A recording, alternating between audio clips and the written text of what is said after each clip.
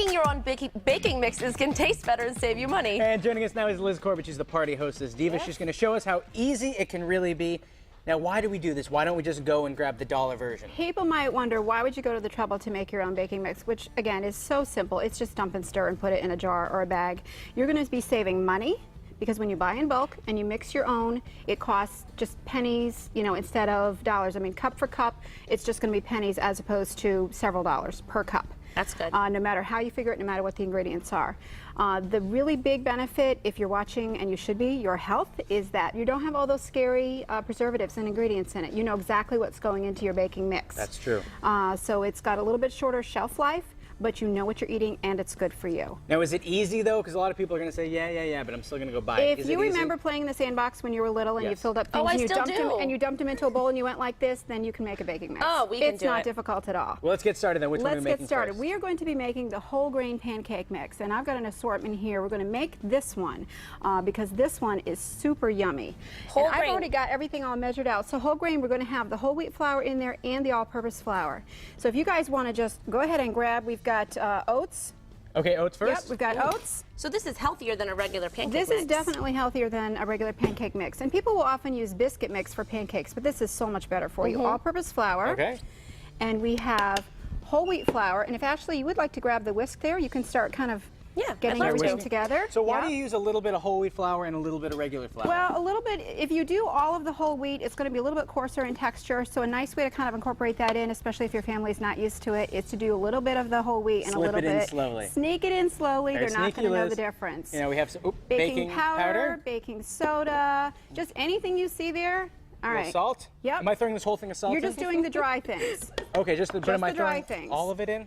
Yes. I've had this mistake before. We've got it all measured out. So anything that's dry, you're throwing it in there. And the recipe will be on your website. So if people are missing what we're doing here, all the measurements and everything. So we've got everything dry. All the dry ingredients are in. All right, here's the fun part. Oh, fun. Set the pastry cutter right there to your left. Pastry cutter? Which basically is like having a whole lot of knives all together. Seems dangerous. You can do the food processor if you would like, much faster, much easier, but you can do old school as well with a pastry cutter.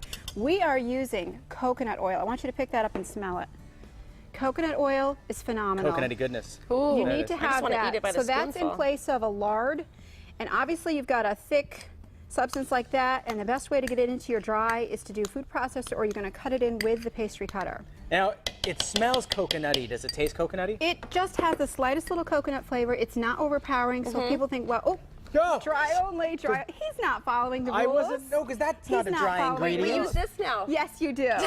With just very little a in touch there. of yogurt, just to make He it was fun. wondering just to No, make it fun. you had said dry ingredients, but that oil's not dry.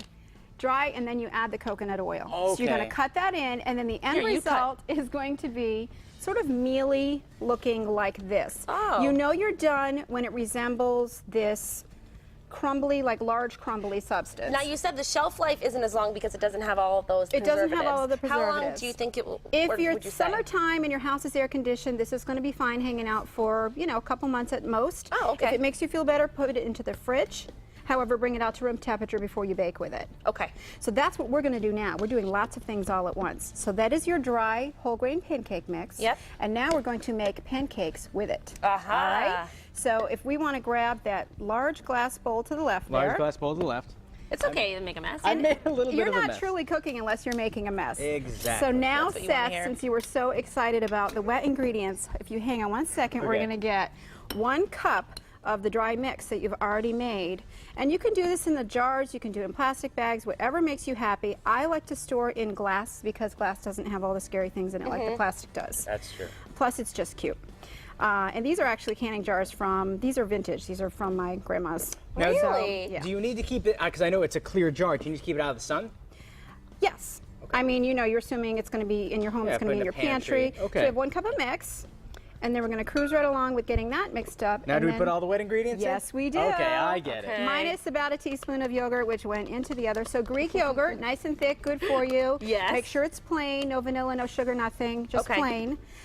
We have a 1/2 cup of milk. You could sub almond milk if you so choose, if you're going with the non-dairy. Oh, yeah. And I 1 love egg. almond milk. 1 egg, there we go. All right. So that mixes up, and it's a fairly thin batter. You might wonder Yeah, if it it's is right, but it is. And if you let pancake batter just sit for a minute, it will kind of puff up a little bit because of the baking powder and the baking soda's working in there. And your end result when you get it into this pan is going to be this golden brown pancake. The true test is the taste. The taste. How is it? Obviously, that's just TV. I'm going to give you guys a little sample. Now, these are not hot. All right. These are not hot, but these were fresh made this morning. Just so you can get an idea, we're going to pretend that they're right out of the frying pan. He was going to grab that whole thing with his hand. Very grabby. Here, I'll cut some pieces no and you can rules grab. when it comes to No. There you go. May I? Thank you very much. Thank you, Liz, but we're not done. We've got even more baking mix to share with you a little bit later in the show. We are back with Liz Corbett. She's the Party Hostess Diva, and we're making our own baking mixes. Now, earlier we did the pancake mix. Yes. Now we're going gluten-free. Now, what is this whole gluten-free movement? Gluten-free. I mean, this is kind of a catchphrase for a lot of people now, but it's an actual very important thing to know because there are people who suffer from celiac disease. And gluten, if you've not heard, is basically the protein part of wheat. And so people that are trying to go gluten-free may go because they have an actual allergy, or it just might make their body happier. GI issues, sometimes allergies, etc. Oh, people's skin conditions can be helped by avoiding gluten. It's not a bad idea to go gluten-free even if you don't have celiac disease. So what we're going to offer you today, which I'm very excited about, is a gluten-free flour substitute. Now people might say, well, I love my chocolate chip cookie recipe and I'm just really sad that now I can't have them. You can have them because we're going to make a gluten-free flour substitute that you can use instead of all-purpose flour. Because who would have thought? It's almost impossible to conceive of a situation where you can do cookies. Exactly. You can still do your same recipe. Now what's in it? We are going to have some rice flour. And rice flour, as you can imagine, is basically just finely milled rice. You can go with the white rice, you can go with the brown rice. The brown rice flour typically is a little bit finer, so you want to do that with some of your pastries and such where you want a finer texture. Now, can you find all this at a regular grocery store? You can find them in the regular grocery store. I do just have a visual here so you know what to look for. And again, I'm not saying brands, but you know, there's in your grocery store there will be a gluten-free section often, so go there to find these ingredients. Some of your Whole Foods types markets will have them as well, and if you buy in bulk, it's going to be a lot cheaper. So we've got the rice flour. Rice flour? What's this? We have tapioca flour. Now tapioca is the starch that comes from the root of the cassava plant, which is in Brazil. So there's a little fun fact for you. Yeah. And that's what gives it that kind of gluey together. Which is so important. It's very important. If you take gluten out of a baked good, you're taking out the part that holds it all together because gluten it's glue. It's going to have crumble instead of cookie. It's not going to stick together. And now lastly, what am I pouring in So we've here? got potato starch flour. And again, this is coming from the starch of a potato. So 3 very simple ingredients, and you're just going to whisk it together to make sure they're mixed well. And it's this easy, then you have your own flour. It is that easy. And then you want to label it, of course. When you're doing this, make sure that it's in things that are not near anything with the wheat. If it's, you know, the actual disease, the celiac disease. If you're just choosing to go gluten-free, make sure everything's all nice and clean. You didn't have any wheat products in it beforehand. Package it up, mark it well, and you just cup for cup, you can substitute that. This is easy. For any of your, people do not realize how easy it is. And now, there's a lot of other easy solutions you have over here because you're saying you need to make as many baking mixes as you can on your own, so you're saving money and it's healthier. It's healthier for you, and I'm telling you, it really does save you money. People say, well, I can just go get, you know, the cake mix for 99 cents.